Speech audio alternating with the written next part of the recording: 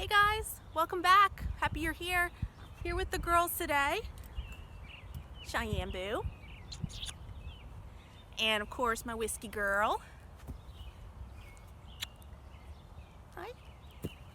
And my shirt. Convenient, right? Sunshine and whiskey for my whiskey girl. So anyway, I'm happy to report that the last couple of jackpots we've been out to has gone really awesome. I'm super proud of these girls. We have either landed in the bottom of the 2D or the top of the 3D, which is a huge accomplishment. And you know, these were small shows, local shows, not big, huge shows, but still a huge accomplishment and something to be proud of nonetheless. So really excited and really proud and thankful for these beautiful, beautiful babies. So, you know, we worked on a lot of things over the winter time. Worked on a lot of basics, especially over the quarantine when we weren't able to go out to the shows. We did a lot of stuff, a lot of work on stuff and things there. And, you know, I did a lot of work on myself too, which was actually probably more important than anything. So I wanted to talk a little bit today about a couple of things we did. Not everything, because I have to save some stuff for other videos, but talk about a couple of things that we did. Anything for you to say, Shy? Anything you want to say? All right, let's go back to the house. Okay. You know, I feel like although I still have definitely a long ways to go, we have made a lot of strides in the recent months. We've spent a lot of time over the winter dedicating a lot of energy to fundamentals and to basics.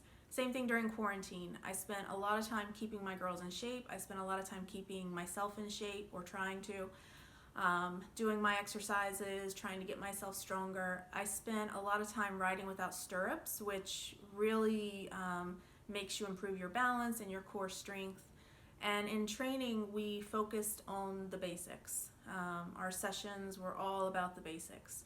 So, you know, keep that in mind as you're going through your life and as you're going through your days. When we want something big to happen, when we want to make a big move, it's hard to stay focused in the small things, the basics. But in the end, the day-by-day fundamentals, those steps, the slow but steady progress, that's what ends up making a difference.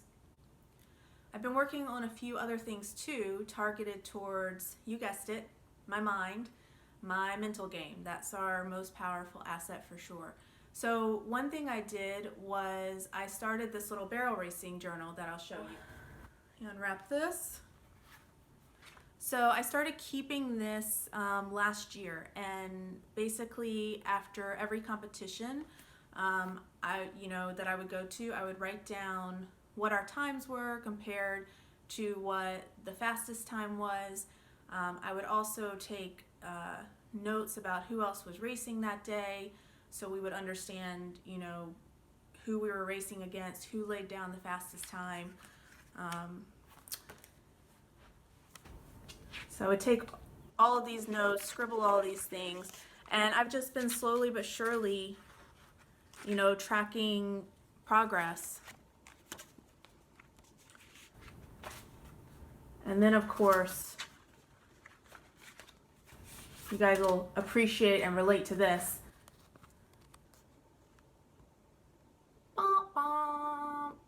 That was definitely one of the pages. So I'm sure all of you can relate to that.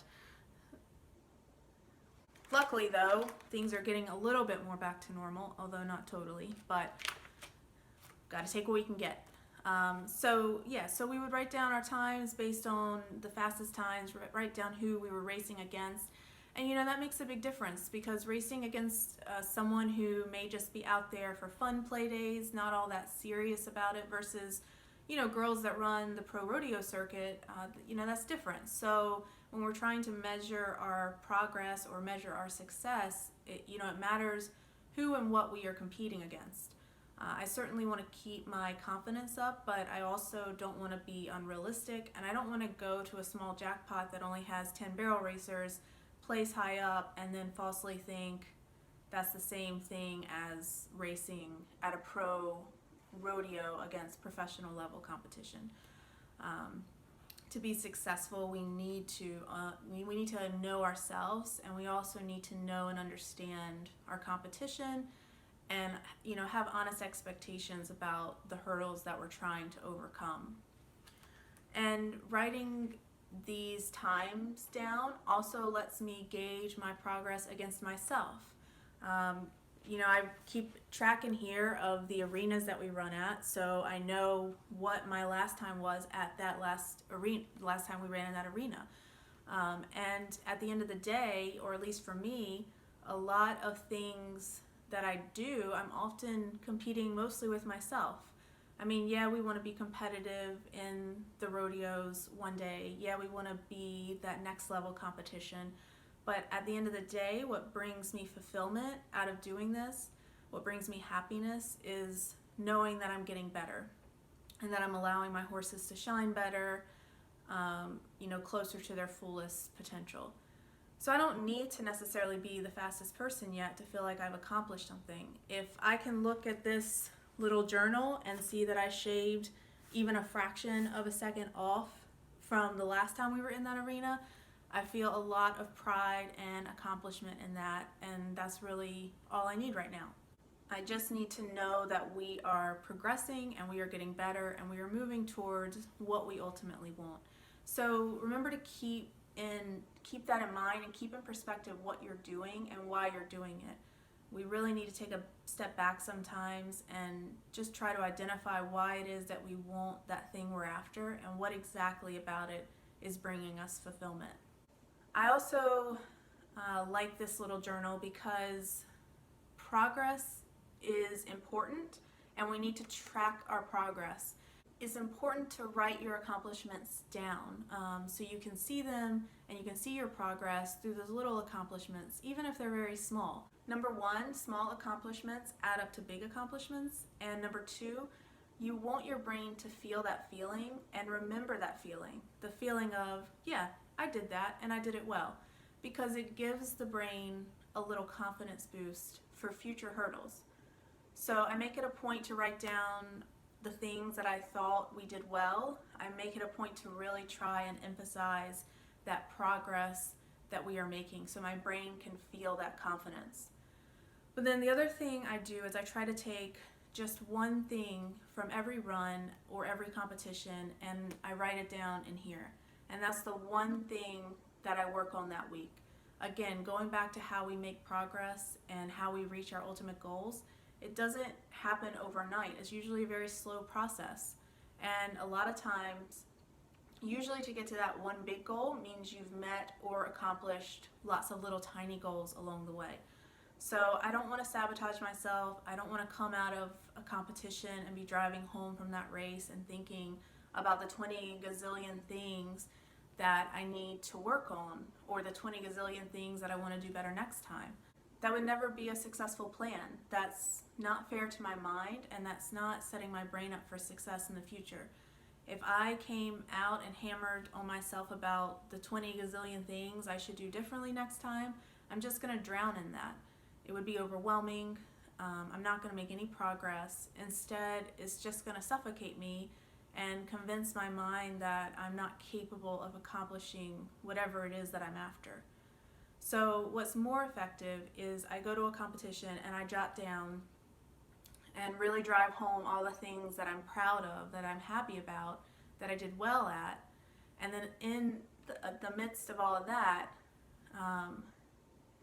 I pick one thing that I could improve on, that I wish I would have done better or differently, or the one thing that I want to work on my horse with that week.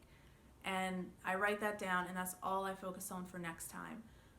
And next time I make that a run, that's the one thing that I'm focused on.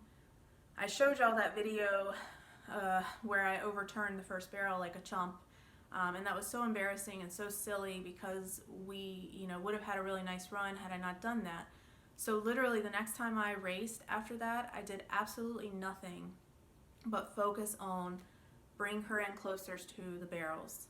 And that's what I thought about right before we took off down the alleyway. That's what I thought to myself as we were going through our pattern, making our run. I just kept repeating to myself, keep her at the barrel, keep her close to the barrels, drive her to the barrel. And, you know, eventually when we dedicate focus on one thing at a time, you know, that one thing that you want to get better at, if you repeat it enough, eventually it just becomes the new normal. And once that's ingrained in your muscle memory and or your mental memory, then you can go on and focus on the next one thing that you want to get better at, or the next one thing that you want to work on. This little journal is just one of the little tricks I've done that has helped me. I have some other ones as well, but we'll save those for other days. As always, please subscribe if you aren't already, and I hope to see you back soon. All right, have a good rest of your day.